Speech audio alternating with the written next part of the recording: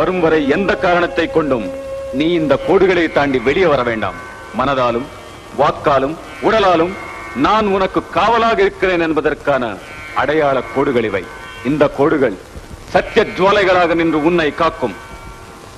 இந்த கோடுகள் பத்தினி கோட்டத்தின் எல்லை கோடுகள். என்னை தீயவர்களிடமிருந்து காக்கும் கவச்சம் என்பதை நான் அறிவேன்.